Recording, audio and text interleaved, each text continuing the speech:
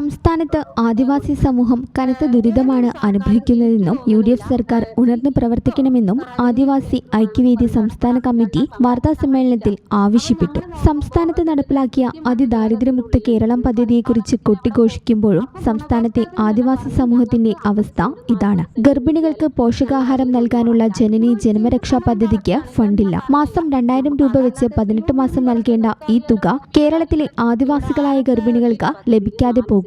ജാതി സർട്ടിഫിക്കറ്റ് ലഭിക്കാത്തതിനാലും ഈ പദ്ധതിക്ക് അപേക്ഷ നൽകാൻ സാധിക്കാത്ത അവസ്ഥയാണുള്ളത്. ഇക്കാര്യത്തിൽ അന്വേഷണം വേണം. കേരളത്തിലെ ആദിവാസികളിൽ 80% വനത്തിനുള്ളിലും വനത്തോട് ചേർന്നുമാണ് താമസിച്ചു വരുന്നത്. 2006 വനാവകാശ നിയമം ആദിവാസികൾക്ക് വേണ്ടത്ര ഗുണമുണ്ടായില്ല. വനവിഭവങ്ങൾ യഥേഷ്ടം ലഭിക്കാത്ത അവസ്ഥയും വന്യമൃഗശല്യവും കൃഷിഭൂമിയില്ലാത്ത സാഹചര്യവും സ്ഥിര വരുമാനമില്ലാത്ത അവസ്ഥയുമാണ് ആദിവാസി കുടുംബങ്ങൾ ഇന്നും പട്ടിണിയായി തുടരുന്നതിന്റെ കാരണം.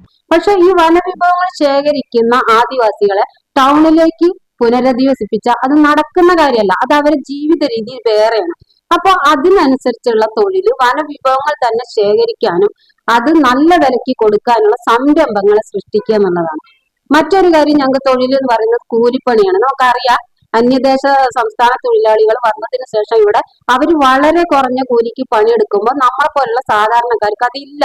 അപ്പോൾ അത് നമുക്ക് തടസ്സപ്പെട്ടു. മൂന്നാമതായി നമുക്ക് ജീവിക്കാനുള്ളത് സർക്കാർ ജോലിയാണ്. ഇന്ന് ഓരോ കുടുംബത്തിലും നമുക്ക് ശ്രദ്ധിച്ചാൽ അറിയാം, ഡിഗ്രി PG കഴിഞ്ഞ അല്ലെങ്കിൽ മറ്റുള്ള കോഴ്സുകളിലേക്ക് പോയ കുട്ടികളെല്ലാം ഇന്ന് വീട്ടിൽ തൊഴിലുറപ്പ് പദ്ധതിയും ചെയ്തിരിക്കുക.